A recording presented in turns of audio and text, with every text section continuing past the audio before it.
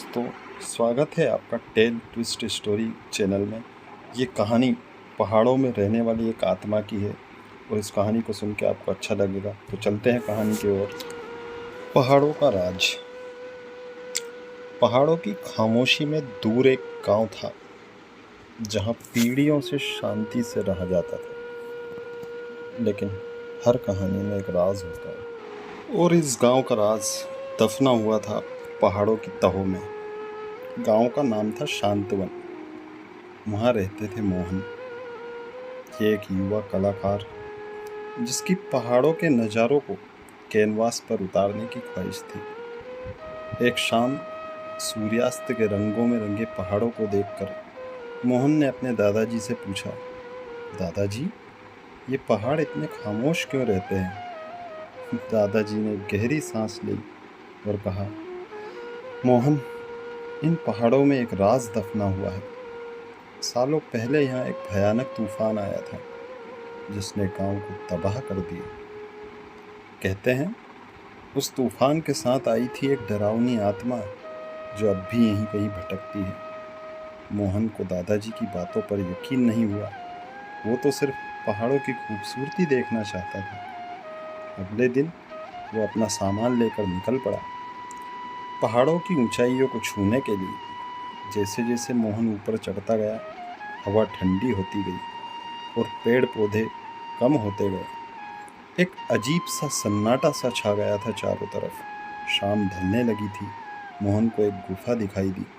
थक हार कर उसने रात वहीं गुजारने का फैसला किया। गुफा के अंदर जाने पर उसने दीवारों पर अजीब सी निशानियां देखी। वो निशानियां किसी भयानक चेहरे की तरह लग रही थी। अचानक एक ठंडी हवा का झोंका आया और गुफा के अंदर अंधेरा सा छा गया। मोहन ने घबराकर माचिस जलाई, मगर माचिस की तीली बुझ गई। अंधेरे में उसे किसी के सांस लेने की आवाज़ सुनाई दी। डर के मारे मोहन की हालत खराब हो गई। तभी एक भयानक चीख सुनाई दी जो पहाड़ों में गूंज उठी। सुबह सूरज निकलने पर मोहन किसी तरह गुफा से बाहर निकला। उसकी हालत खराब थी। रात भर के डर ने उसे कमज़ोर कर दिया था। पहाड़ों से नीचे उतरते समय उसे एक झाड़ी के नीचे कोई दबा हुआ दिखाई दिया। वो पास गया और उसे एक कुदाल मिली जो गांव के पुराने औजारों में से एक थी। यह कुदाल उसे अजीब लगी। इसके हैंडल पर वही अजीब निशान बने थे जो उसने गुफा की दीवारों पर देखे थे। उसे लगा शायद दादाजी की बातों में कुछ सच था। गांव लौटकर उसने दादाजी को सारी कहानी बताई। दादाजी ने कुदाल को ध्यान से देखा और कहा, ये वही कुदाल है बेटा जो सालों पहले खो गई थी। तूफान से पहले गांव के बुजुर्ग पहाड़ों में खुदाई कर रहे थे, शायद किसी खजाने की तलाश में। उसी वक्त तूफान आया और वो सब खत्म हो गया। मोहन को लगा कि शायद पहाड़ों में गुप्त खजाने की वजह से ही आत्मा भटकती है। उसने दादाजी से पूछा, क्या हम वापस जाकर खुदाई पूरी कर सकते हैं? शायद आत्मा को शांति मिल जाए। दादाजी ने उसे मना किया और कहा, मोहन, लालच कभी अच्छा नहीं होता। वो आत्मा गुस्से में है, उसे शांत करने की कोशिश मत करो। लेकिन मोहन तो जिद पर अड़ गया। उसे लगा वो गांव को बचा सकता है। वो कुछ साथियों को लेकर पहाड़ों पर वापस गया। कुदाल की मदद से उन्होंने उसी जगह खुदाई शुरू कर दी। कुछ देर खुदाई करने के बाद उनकी कुदाल किसी सख्त चीज़ से टकराई। वो एक पत्थर का ढक्कन था। उसे हटाते ही वो सब सन्न रह गए। अंदर सोने के ढेर नहीं बल्कि हड्डियों का ढेर था। वो हड्डियाँ उन गांव वालों की थी जो सालों पहले तूफान में मारे गए थे। तभी जोरदार हवा चलने लगी और पहाड़ कांपने लगे। एक भयानक चीख सुनाई दी जो इस बार और भी जोरदार थी। अचानक गुफा की दीवारों पर बनी निशानें हिलने लगी और उनसे एक भयानक आकृति निकलने लगी। चीख सुनाई दी जो इस बार और भी जोरदार थी।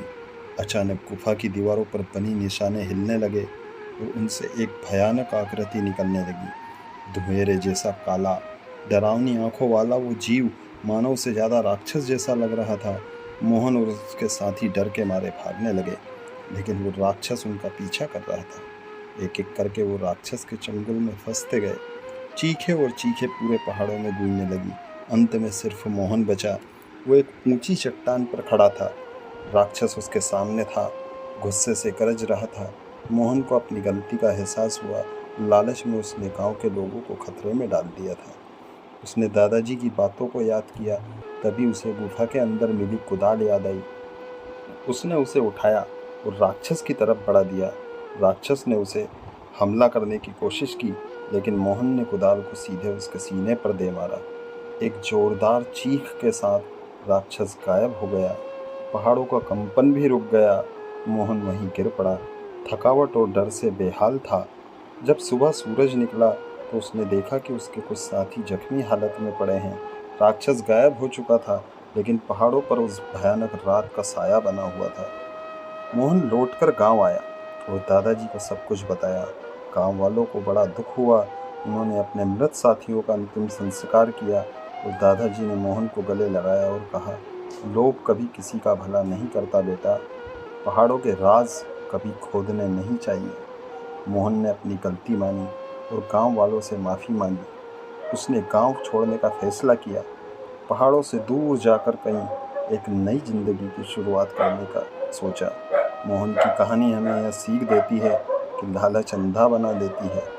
प्रकृति के रहस्यों को जानने की जिज्ञासा अच्छी है, लेकिन लालच में पड़कर उन्हें खोदने की कोशिश करना खतरनाक हो सकता है। पहाड़ों का राज वहीं दफना रहने देना ही बेहतर है। Thanks for watching. दोस्तों, आपको ये कहानी कैसी लगी प्लीज़ कमेंट करके ज़रूर बताएं और लाइक करें, शेयर करें। हम खुद ये कहानियाँ लिखते हैं और इससे पहले भी हमने कई कहानियाँ लिखी है। So please subscribe